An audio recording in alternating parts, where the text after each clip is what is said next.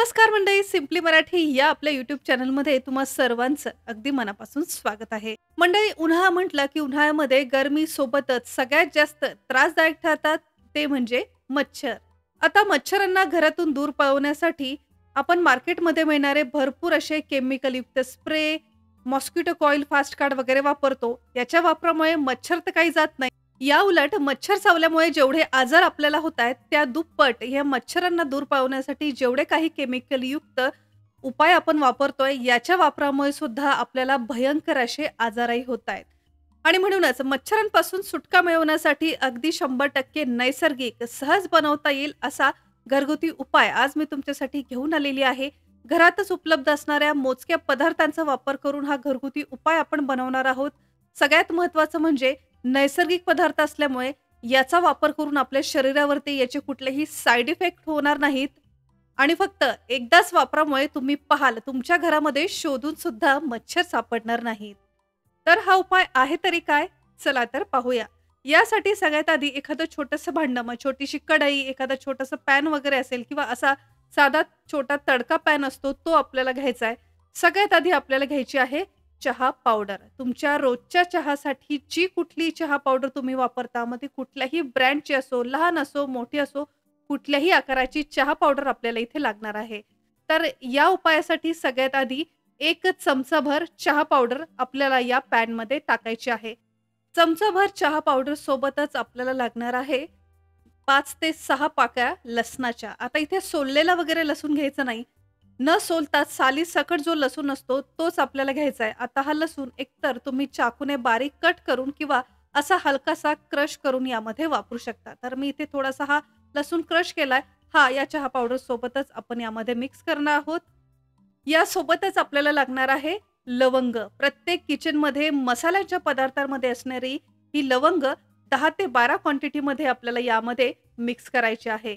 यासोबतच आपल्याला लागणार आहे अर्धा लिंबू. आता लिंबू फ्रेश असेल, सुकलेला असेल तरीही चालेल. बऱ्याच वेळा लिंबाचा रस काढून झाल्यानंतर उपयोग नाही म्हणून बरेच जण लिंबाची साल सुद्धा फेकून देतात. तर या साली कधीही फेकून न देता अशा या घरगुती उपायांमध्ये सेंटेड ऑइल वगैरे बनवण्यासाठी सुद्धा लिंबाच्या सालीचा वापर तुम्ही करू शकता. तर पहा, अर्धा लिंबू किंवा लिंबाच्या साली असतील तर पूर्ण एका लिंबाची साल सुद्धा चाकूने कट करून तुम्ही यामध्ये वापरू शकता. सगळ्यात शेवटी खूप महत्त्वाचं असं हे तेल आपल्याला लागणार आहे. हे आहे कडुलिंबाचं तेल म्हणजेच नीम ऑइल. तर पहा, बऱ्याच कमेंट मला अशा आल्या होत्या की नीम ऑइल जर नसेल तर याऐवजी दुसरं काही ऑप्शन आहे का? तर मला वाटतं नीम ऑइल हे मच्छरांसाठी अगदी बेस्टच आहे. पण जर नाहीच मिळालं तर याऐवजी तुम्ही मोहरीचं तेल किंवा निलगिरीचं तेल सुद्धा यामध्ये वापरू शकता. पण अगदी पूर्वीपासूनच कडुलिंबाच्या तेलाचा अनेक कीटक, माशा, मच्छर वगैरे दूर पळवण्यासाठी नेहमीच वापर केला जातो.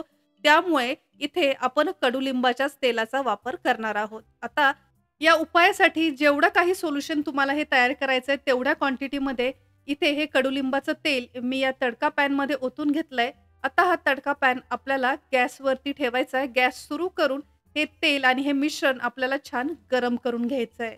गॅसच्या मीडियम फ्लेमवरती फक्त 1 मिनिटासाठी हे तेल आपल्याला छान गरम करून घ्यायचं आहे. हे उकळलं की यामध्ये जेवढे काही पदार्थ आपण मिक्स केलेले आहेत, लिंबू, लसूण, लवंग, याचा अगदी स्ट्रॉंग असा फ्लेवर या तेलामध्ये उतरतो आणि तुम्ही पाहाल हे तेल ज्यावेळेस गरम होत असतं त्याच वेळेस अगदी स्ट्रॉंग असा वास, फ्लेवर याचा तुम्हाला येईल. हे तेल उकळत असतानाच तुम्हाला समजेल की किती स्ट्रॉंग असं हे तेल आपलं तयार झालंय. अगदी मिनिटभरातच या तेलामध्ये या सगळ्या पदार्थांचा फ्लेवर हा उतरलेला आहे. 1 मिनिटानंतर आता गॅस बंद करून घ्यायचा आहे आणि हे तेल थोडंसं आपल्याला थंड करून घ्यायचं आहे. तर इथे तुम्ही पाहताय अगदी मिनिटभरातच यामध्ये जे काही पदार्थ आपण वापरले होते छान कडक झाले. त्याचा सगळा फ्लेवर या तेलामध्ये उतरलेला आहे. आता हे तयार तेल थोडंफार थंड झालं की एका वाटीमध्ये अशी छोटीशी चहा गाळणी ठेवून हे तेल आपल्याला व्यवस्थित गाळून घ्यायचंय. तर पहा, अशा प्रकारे खूप स्ट्रॉंग अशा फ्लेवरचं हे तेल आपलं तयार झालंय. आता हे तेल वापरायचं कसं? तर एखादी मातीची पणती किंवा दिवा असेल तर तो घ्यायचा आहे. आता या दिव्यामध्ये हे तयार तेल 1 ते 2 चमचे आपल्याला यामध्ये ओतायचं आहे. यामध्ये मी एक कापसाची वातही ठेवली आहे. ती वात सुद्धा या तेलाने आपल्याला व्यवस्थित भिजून घ्यायची आहे. संध्याकाळच्या वेळी घरामध्ये रोज हा दिवा तुम्ही लावू शकता किंवा एखाद्या रूममध्ये जर खूप मच्छर असतील, झोपण्याआधी त्या रूममध्ये जरी तासभर हा दिवा तुम्ही सुरू ठेवला, तर या तेलाच्या स्ट्राँग अशा वासामुळे तुम्ही पाहाल घरामध्ये मच्छर, माशा, चिलटे जरी असतील, तर तेलाच्या स्ट्राँग वासामुळे ते घरातून दूर पळून जातात. हा दिवा लावण्याआधी आपल्याला दरवाजे, खिडक्या बंद करून घ्यायच्या आहेत. दिवा पूर्णपणे संपला, की यानंतर दरवाजा, खिडक्या उघड्या करायच्या म्हणजे घरातील मच्छर, माशा जे काही असतील ते घरातून दूर पळून जातील. हा दिवा जो आपण अगदी स्ट्रॉंग अशा तेलापासून बनवलेला आहे, हे तेल अगदी 100% अशा नैसर्गिक पदार्थांचा वापर करूनच बनवलंय. त्यामुळे घरामध्ये वयोवृद्ध लोक असतील, लहान मुलं असतील, तरी अगदी बिनधास्त या तेलाचा दिवा तुम्ही घरामध्ये वापरू शकता. ज्याचे कुठलेही साइड इफेक्ट आपल्या शरीरावर होत नाहीत.